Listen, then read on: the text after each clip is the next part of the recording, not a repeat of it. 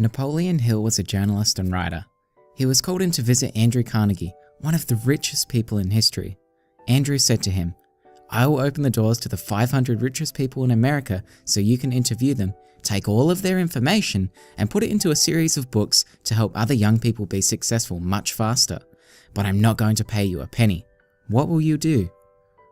46 seconds later, Napoleon said, "Okay, I'll do it." The result was a 250-page book called Think and Grow Rich. It's organized into the 13 steps to riches. Step 1. Desire. Not hope, not a wish, a strong, burning desire. This is perhaps the most important step, which is why Napoleon has put it at the beginning of the book. The 6 steps to transform desire into financial gain are 1. Fix in your mind the exact amount of money you desire. 2. Determine when you intend to start giving for the money you desire. 3. Establish an exact date when you intend to possess the money you desire. 4. Create a plan for carrying out your desire, then put it into action. 5. Write down the amount of money you desire, the date you will get it, and your plan to get there. Your statement could be, "I desire $1 million. I will attain it on September the 2nd, 2022. My plan is to sell 1 million pickles on a stick to wealthy tourists seeing the Sydney Harbour Bridge." 6. Read your written statement aloud twice a day. See and feel yourself already in possession of the money. Step 2. Faith. Faith is a strong, emotionally charged belief.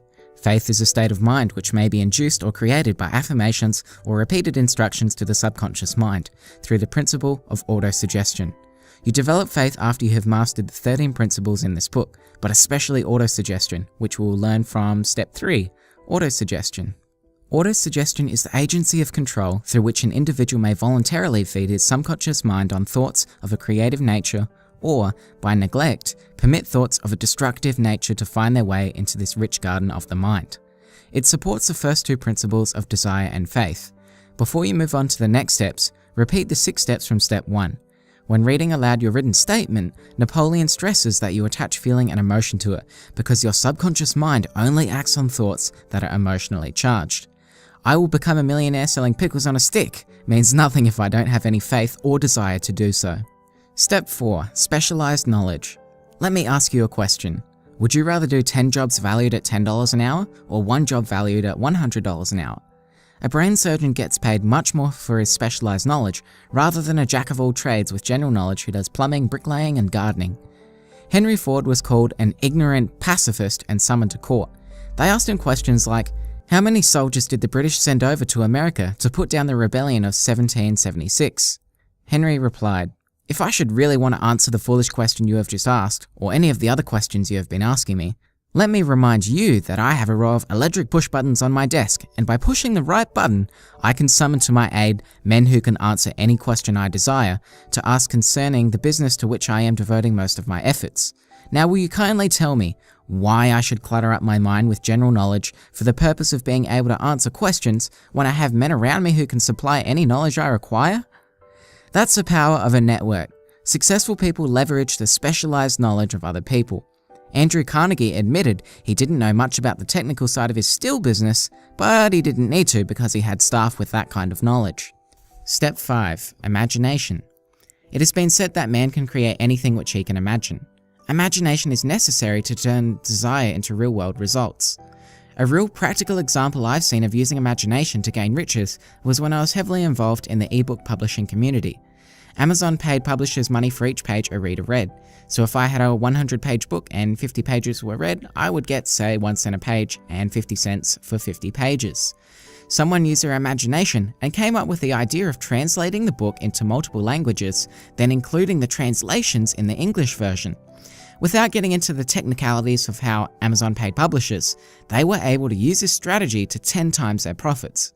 Regardless of ethics, it's a clear example of how imagination can make you wealthy. Step 6. Organized planning. If you are to get rich, you need a plan. Here are 4 things to keep in mind. Create a mastermind group or team, which is a coordination of knowledge and effort in a spirit of harmony between 2 or more people for the attainment of a definite purpose. Sorry about that, guys. 2. Decide what you can offer your mastermind team members in return for their cooperation. No one wants leeches that pick the brains of others without providing any value. 3. Meet with your team members twice a week and more often if possible. And 4. Maintain harmony between yourself and every team member. These 4 things will help turn your plan into action. If a plan doesn't work, replace it with a new plan. Step 7. Decision. People who fail to make money are easily influenced by the opinions of others. Family and friends will often hold you back, whether they are well-intentioned or not. Make your own decisions. People who fail have a habit of reaching decisions slowly and change them too often. Entrepreneurs may know this as shiny object syndrome, where a new idea or trend captures your attention and you end up straying away from your original goal or decision in this case. I've failed at creating niche sites, flipping domain names, and building a book publishing business because I never fully committed to a definite decision. Napoleon analyzed hundreds of millionaires and found that every single one of them had the habit of reaching decisions quickly and changed decisions slowly, if and when they were changed. This channel is becoming more and more successful because at the beginning of the year, I made a definite decision I would stick it out to the end of the year and reach 10,000 subscribers. Right now we're at 16,000 with 2 months to spare. Step 8. Persistence. There's not much more to say here. Rich people persist. The more intense your desire, the more you're likely to persist. A mastermind group will also help you. Colonel Sanders, founder of the fast food chain KFC, failed 1,009 times before he sold his recipe for Kentucky Fried Chicken. Step 9. The power of the mastermind. To refresh your memory, a mastermind is a coordination of knowledge and effort in a spirit of harmony between 2 or more people for the attainment of a definite purpose. The biggest benefit of masterminds is synergy. 1 + 1 = 3. This is the same concept as Stephen Covey's win-win principle. The minds within the group become something more than the sum of their parts, so greater things can be achieved. Step 10. The mystery of sex transmutation. Destroy the sex glands, whether in man or beast, and you have removed the major source of action. A bull becomes docile as a cow after it has been altered sexually. Sexual desire is one of the most powerful human desires. Men with sexual drive develop imagination, courage, willpower, persistence, and creative ability. It's a powerful driving force that can be channeled into other creative pursuits. One of America's most successful businessmen admitted that his attractive secretary was responsible for most of the plans he created. Her presence lifted him to heights of creative imagination. Step 11. The subconscious mind. Positive and negative emotions cannot occupy the mind at the same time. One or the other must dominate. It is your responsibility to make sure that positive emotions constitute the dominating influence of your mind. The 7 most powerful positive emotions are desire, faith, love, sex, enthusiasm, romance, and hope. Napoleon encourages us to form a habit of applying these positive emotions. Maybe you could show love today by hugging someone. Step 12. The brain. I don't know what Napoleon was smoking when he wrote this chapter. If there's a point in the book where a reader will stop reading, this is it. But anyway, my understanding is that there's this collective mind that we can all tap into by irradiating the correct frequency from our brains, or something like that. His explanations seem to be in line with ones of psychedelic experiences. I don't know what else to say about this one. If you've read the book, I'd be interested to hear your thoughts on this.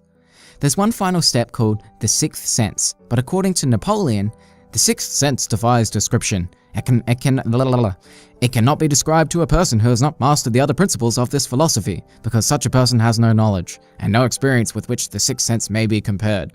I simply can't muster any practical wisdom from this chapter either, so with that said, let's review the 12 steps to riches we covered in this video.